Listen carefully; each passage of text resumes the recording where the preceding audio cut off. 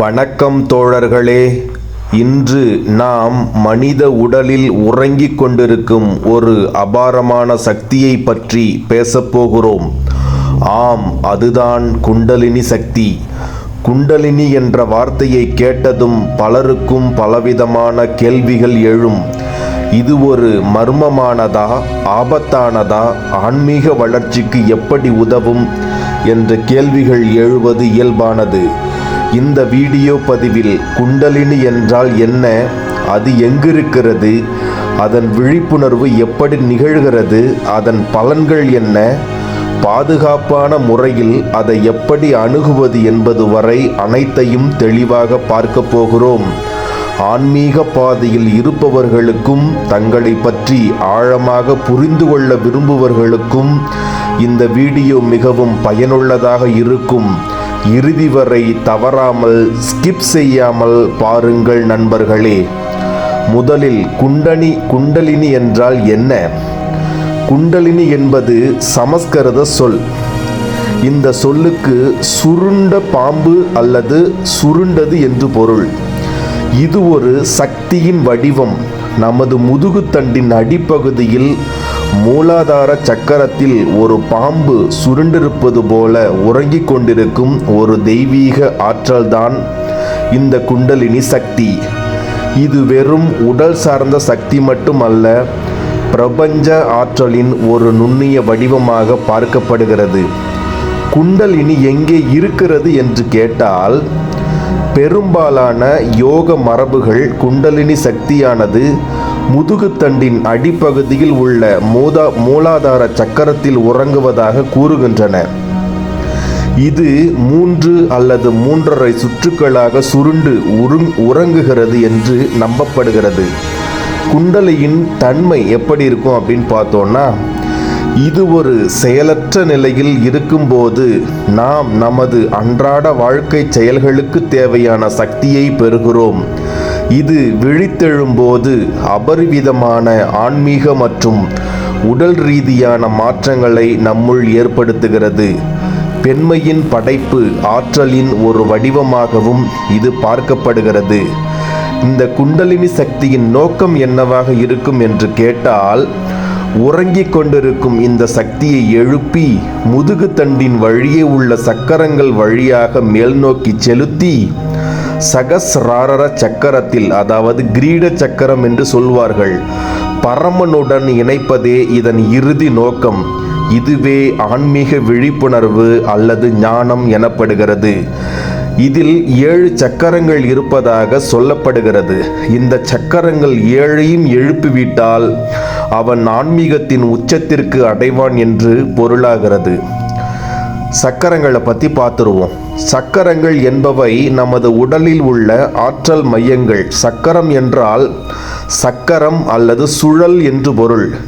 இவை கண்களுக்கு தெரியாத நுண்ணிய ஆற்றல் சுழற்சிகளாகும். முக்கியமாக 7 சக்கரங்கள் முதுகுத்தண்டின் அடியில் இருந்து உச்சி வரை அமைந்துள்ளன. குண்டலினி இந்த சக்கரங்கள் வழியாகவே மேல் நோக்கி பயணிக்கிறது. அந்த 7 முக்கிய சக்கரங்கள் என்ன அப்படிங்கிறத பார்த்துருவோம். முதலாவதாக மூலாதாரம், ஆங்கிலத்தில் ரூட் சக்கரா என்று சொல்வார்கள். அதாவது முதுகுத்தண்டின் பாதுகாப்பு, அடிப்படை தேவைகள் மற்றும் நிலைத்தன்மை. இரண்டாவதாக சுவாதிஷ்டானம், ஆங்கிலத்தில் சாக்ரல் சக்கரா என்று கூறுவார்கள். அதாவது இடுப்பு பகுதி, உணர்ச்சிகள், படைப்பாற்றல் மற்றும் உறவுகளை குறிக்கிறது. மூன்றாவதாக மணிப்பூரகம், ஆங்கிலத்தில் சொன்னால் சோலார் பிளக்ஸஸ் சக்கரா, தொப்புளுக்கு மேலே சுயமரியாதை, சக்தி, கட்டுப்பாடு ஆகியவற்றை குறிக்கிறது. நான்காவதாக அநாகதம், ஹார்ட் சக்கரா, மார்பின் நடுவில் அன்பின் இரக்கம், மன்னிப்பு ஆகியவற்றை குறிக்கிறது. ஐந்தாவதாக விசுத்தி, த்ரோட் சக்கரா என்று ஆங்கிலத்தில் சொல்கிறார்கள். தொண்டை, வெளிப்பாடு, உண்மை, தொடர்பு ஆகியவற்றை குறிக்கிறது. ஆறாவதாக ஆக்ஞா, தேர்ட் ஐ சக்கரா என்று ஆங்கிலத்தில் சொல்லுவார்கள். புருவங்களுக்கு இடையில் உள்ளுணர்வு, ஞானம் மற்றும் தெளிவு ஆகியவற்றை குறிக்கிறது. சகஸ்ராரம், இதுதான் கடைசி மற்றும் 7வது சக்கரமாகும். கிரவுன் சக்கரா, அதாவது கிரீட சக்கரம் என்று தமிழில் சொல்லுவார்கள். தலையின் உச்சி, தெய்வீக இணைப்பு, ஆன்மீக விழிப்புணர்வு மற்றும் ஞானம். நாடிகள் என்பவை நமது உடலில் உள்ள நுண்ணிய ஆற்றல் பாதைகள். இரத்த நாளங்கள் போல இவை பிராணசக்தியை கொண்டு செல்கின்றன. சுமார் 72,000 நாடிகள் இருப்பதாக யோக சாஸ்திரங்கள் கூறுகின்றன. குண்டலினி விழிப்புணர்வில் 3 முக்கிய நாடிகள் உள்ளன. ஒன்று சுஷும்னா நாடி, இரண்டாவது இடா நாடி, மூன்றாவது பிங்களா நாடி. முதலாவதாக சுஷும்னா நாடி என்றால் இது முதுகுத்தண்டின் நடுவில் செல்லும் ஒரு முக்கிய நாடி. குண்டலினி சக்தி இந்த நாடி வழியாகவே மேல் நோக்கி வரும் என்று சொல்லப்படுகிறது. இரண்டாவதாக இடா நாடி, சுஷும்னாவின் இடது பக்கத்தில் செல்லும் நாடி. இது சந்திர நாடி, பெண்மை, ஆற்றல், குளிர்ச்சி, உள்ளுணர்வு ஆகியவற்றை குறிக்கிறது. மூன்றாவதாக பிங்களா நாடி என்றால் சுஷும்னாவின் வலது பக்கத்தில் செல்லும் நாடி. இது சூரிய நாடி, ஆண்மை, ஆற்றல், வெப்பம், பகுத்தறிவு ஆகியவற்றை குறிக்கிறது. இந்த இடா மற்றும் பிங்களா நாடிகள் சுஷும்னா நாடியை சுற்றி கொண்டு சக்கரங்களில் சந்திக்கின்றன. குண்டலினி விழிப்புணர்வுக்கு இந்த நாடிகள் சமநிலையில் இருப்பது அவசியம். அதாவது சுஷும்னா நாடி என்பது மத்தியில் இருக்கும் முதுகுத்தண்டின் மத்தியில் இருக்கக்கூடியது. இடா நாடி என்பது முதுகுத்தண்டின் இடப்புறத்தில் இருக்கக்கூடியது. பிங்களா நாடி என்பது முதுகுத்தண்டின் வலதுபுறத்தில் இருக்கக்கூடியதாகும். சரி, இந்த குண்டலினி சக்தியை எப்படியெல்லாம் விழிப்புறச் செய்ய முடியும் என்று பார்த்தால் 5 முறைகளானது சொல்லப்படுகிறது. 1 யோகா, 2 தியானம், 3 மந்திரம், 4 பக்தி யோகா, 5 ஞான யோகா. இந்த 5 முறைகளின் கீழ்தான் இந்த குண்டலினி சக்தி விழிப்புணர்வு என்பது தானாகவோ அல்லது சரியான பயிற்சி முறைகள் மூலமாகவோ நிகழலாம் என்று சொல்லப்படுகிறது. யோகா முறை, அதாவது ஆசனங்கள் உடலை தயார்படுத்துகின்றன. பிராணாயாமம், மூச்சு பயிற்சிகள் செய்வதன் மூலம் பிராணசக்தியை சீராக்கி நாடிகளை சுத்தப்படுத்துகின்றன. முத்திரைகள், கை சைகைகள் மற்றும் பந்தங்கள் உடல் பூட்டுகள் ஆற்றலை ஒருமுகப்படுத்துகின்றன. இந்த 3 தலைப்புகளும் யோகாவின் கீழ் வருகிறது. இரண்டாவதாக தியானம். மனதை அமைதிப்படுத்தி உள்முகமாக செலுத்துவதன் மூலம் குண்டலினி விழிப்புணர்வை தூண்டலாம் என்று நம்பப்படுகிறது. சக்கர தியானம், மந்திர உச்சாடனம், கவன ஒருமித்த தியானங்கள் உதவுகின்றன. இதுவே தியானம். அடுத்தது மந்திரம். குறிப்பிட்ட மந்திரங்களை உச்சரிப்பது அதிர்வுகளை உருவாக்கி குண்டலினியை எழுப்ப உதவும். சக்கர பீஜ மந்திரங்கள், எடுத்துக்காட்டு லாம், வம், ரம், யம், ஹம், ஓம், ஓம் மிகவும் சக்தி வாய்ந்த மந்திரங்களாக சொல்லப்படுகிறது. நான்காவதாக பக்தி யோகா. பூரண சரணாகதி மற்றும் தெய்வீக அன்பு மூலம் குண்டலினி விழிப்புணர்வு ஏற்படுவதற்கு வாய்ப்புகள் உண்டு என்று சொல்லுகிறார்கள். ஐந்தாவதாக ஞான யோகா. சுய விசாரணை மற்றும் அறிவாற்றல் மூலம் விழிப்புணர்வு செய்வதன் மூலம் குண்டலினி என்னும் பாம்பை விழித்தெழச் செய்ய முடியும் என்கிறார்கள். ஒரு குண்டலினி குரு அல்லது சித்த யோகி தனது ஆற்றலை மற்றொருவருக்கு மாற்றும் முறை. இது குண்டலினி விழிப்புணர்வை விரைவுபடுத்தும். இது மிகவும் சக்தி வாய்ந்த முறை. ஆனால் சரியான குருவின் கீழ் மட்டுமே இது நிகழ வேண்டும். தானியங்கு விழிப்புணர்வு, அதாவது சில சமயங்களில் தீவிர ஆன்மீக பயிற்சி இல்லாமலேயே ஆழ்ந்த அனுபவங்கள், மன அதிர்ச்சிகள் அல்லது சில தனிப்பட்ட கர்மங்களின் காரணமாக குண்டலினி தானாகவே விழித்தெழக்கூடவும் வாய்ப்பிருக்கிறதாக சொல்லுகிறார்கள். இது பொதுவாக எதிர்பாராத விதமாகவும் சிலருக்கு குழப்பமானதாகவும் இருக்கும் என்பது சொல்கிறார்கள். குண்டலினி விழிப்புணர்வுக்கு உடல், மனம் ரீதியாக தயாராக இருப்பது மிகவும் முக்கியமாக கருதப்படுகிறது. குண்டலினி விழிப்புணர்வின் அறிகுறிகள் மற்றும் அனுபவங்கள் அது எப்படி இருக்கும் பார்த்தோம்னா, குண்டலினி விழிப்புணர்வு என்பது ஒவ்வொருவருக்கும் வித்தியாசமாக இருக்கும் என்று சொல்லுகிறார்கள். சில பொதுவான அறிகுறிகளை இங்கு பார்ப்போம். முதலாவதாக உடல் ரீதியான அறிகுறிகள், அதாவது உஷ்ணம் அல்லது குளிர்ச்சி. முதுகுத்தண்டில் குறிப்பாக அடிவயிற்று பகுதியில் வெப்பம் அல்லது குளிர்ச்சியான உணர்வு ஏற்படுமாம். அடுத்ததாக நடுக்கம் மற்றும் அதிர்வு. உடல் முழுவதிலும் அல்லது குறிப்பிட்ட பாகங்களில் நடுக்கம், கூச்ச உணர்வு, மின்சார அதிர்வு போன்ற உணர்வு ஏற்படுமாம்.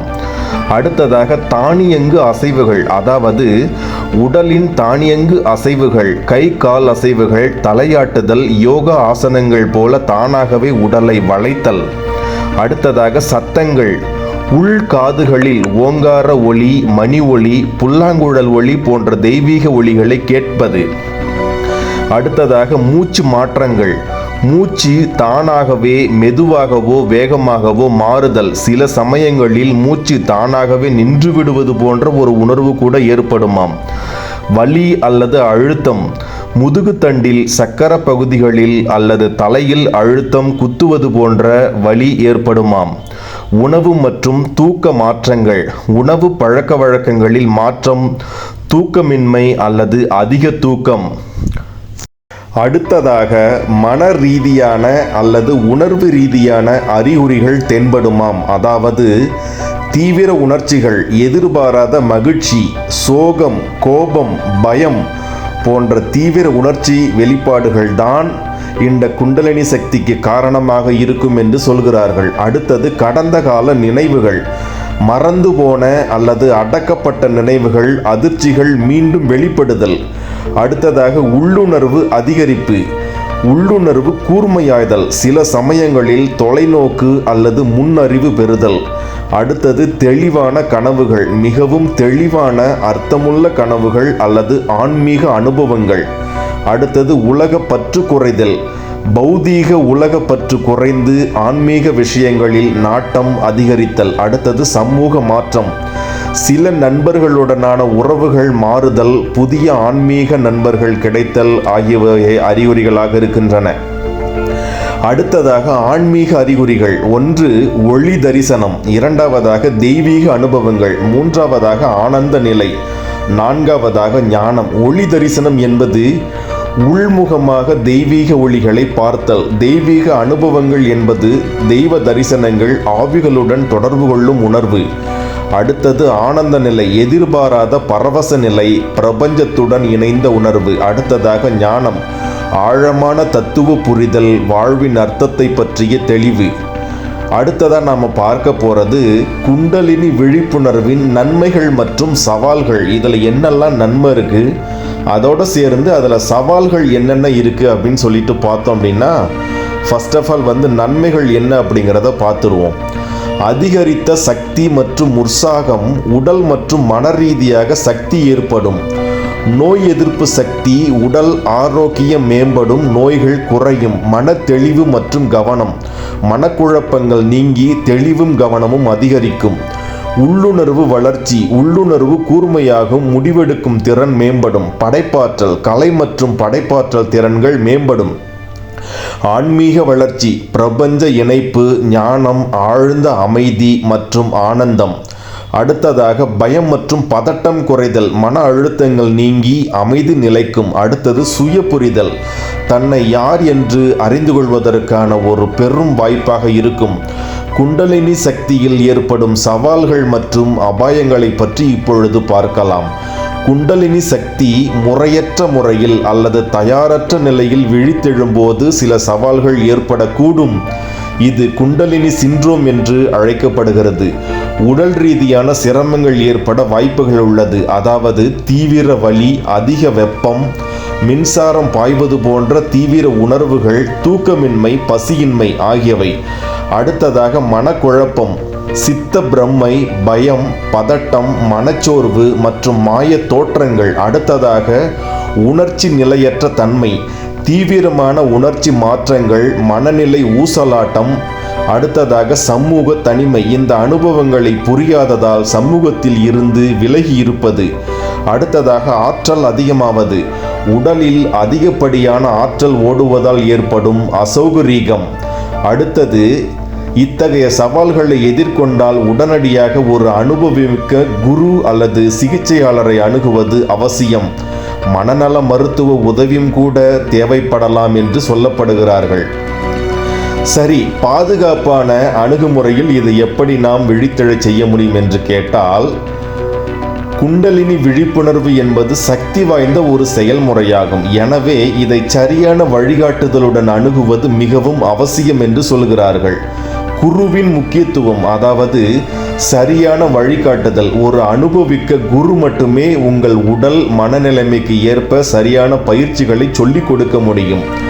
ஆற்றல் சமநிலை. குண்டலினி சக்தி விழித்தெழும் பொழுது ஏற்படும் ஆற்றல் ஏற்றத்தாழ்வுகளை சரி செய்ய உதவுவார்.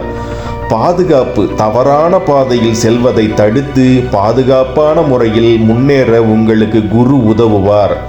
அனுபவ பகிர்வு. உங்கள் அனுபவங்களை புரிந்து கொண்டு விளக்கம் அளிப்பார். சக்தி தேவைப்பட்டால் சக்தி பாத் மூலம் விழிப்புணர்வை தூண்டுவார் அல்லது கட்டுப்படுத்துவார். அடுத்ததாக சுய தயாரிப்பு, அதாவது உடல் சுத்திகரிப்பு, மன சுத்திகரிப்பு, நன்னெறி வாழ்வு, பொறுமை மற்றும் விடாமுயற்சி, பயம் தவிர்த்தல் ஆகியவை சுய தயாரிப்பாக சொல்லப்படுகிறது. உடல் சுத்திகரிப்பு என்றால் சத்தான உணவு, யோகாசனங்கள், உடற்பயிற்சி மூலம் உடலை ஆரோக்கியமாக வைத்திருக்க வேண்டும். அடுத்தது மன சுத்திகரிப்பு என்றால் தியானம், நேர்மறை எண்ணங்கள், உணர்ச்சி சமநிலை மூலம் மனதை அமைதிப்படுத்த வேண்டும். நன்னெறி வாழ்வு என்று சொன்னால் அகிம்சை, சத்தியம், பிரம்மச்சரியம், அதாவது அடக்கம், அடுத்தது திருடாமை, பற்று அற்ற தன்மை போன்ற நியம நெறிமைகளை பின்பற்ற வேண்டும். அடுத்தது பொறுமை மற்றும் விடாமுயற்சி. குண்டலினி ஒரு இரவு விழித்தெழும் சக்தி அல்ல. இதற்கு பொறுமையும் தொடர்ச்சியான பயிரையும் கட்டாயம் தேவை. அடுத்தது பயம் தவிர்த்தல். பயம் மற்றும் பதட்டமின்றி இந்த சக்தியை அணுக வேண்டும். தவிர்க்க வேண்டியவை என்னன்னு பார்த்தோம்னா, முறையான வழிகாட்டுதல் இல்லாமல் இன்டர்நெட் அல்லது புத்தகங்களில் படித்ததை வைத்துக்கொண்டு தீவிர பயிற்சிகளில் ஈடுபடுவது தவறானவை. போதைப் பொருட்கள் மூலம் குண்டலினியை எழுப்ப முயற்சிப்பது மிகவும் ஆபத்தானது. அவசரப்படுவது அல்லது எதிர்பார்ப்புகளுடன் பயிற்சி செய்வது. நண்பர்களே, இந்த வீடியோவில் குண்டலினி சக்தி என்றால் என்ன, அதன் இருப்பிடம், விழிப்புணர்வு முறைகள், அறிகுறிகள், நன்மைகள், சவால்கள் மற்றும் பாதுகாப்பான அணுகுமுறை பற்றி விரிவாக பார்த்தோம். குண்டலினி என்பது வெறும் ஒரு சக்தி மட்டுமல்ல, இது நமது உள்முக பயணம், சுய கண்டுபிடிப்பு மற்றும் ஆன்மீக விழிப்புணர்வின் உச்சகட்டம். இது பயப்பட வேண்டிய ஒரு சக்தி அல்ல, ஆனால் மரியாதையுடன் அணுக வேண்டிய ஒன்று என்று சொல்லப்படுகிறது. நீங்கள் குண்டலினி விழிப்புணர்வின் பாதையின் செல்ல விரும்பினால் ஒரு தகுதியான குருவின் வழிகாட்டுதலை பெறுவது மிகவும் அவசியம் என்பதை மீண்டும் ஒருமுறை நான் வலியுறுத்துகிறேன். நம்பிக்கையுடனும் பொறுமையுடனும் சரியான வழிகாட்டுதலுடன் பயணித்தால் குண்டலினி உங்கள் வாழ்வை மாற்றும் ஒரு தெய்வீக சக்தியாக இருக்கும் என்பதில் மாற்று கருத்து இல்லை. இந்த வீடியோ உங்களுக்கு பயனுள்ளதாக இருந்திருக்கும் என்று நம்புகிறேன். உங்கள் கருத்துக்களையும் கேள்விகளையும் உள்ள கமெண்ட் செக்ஷனில் தெரிவியுங்கள். அடுத்த வீடியோவில் சந்திப்போம். சப்ஸ்கிரைப் செய்யுங்கள், லைக் செய்யுங்கள், ஷேர் செய்யுங்கள். நன்றி, வணக்கம்.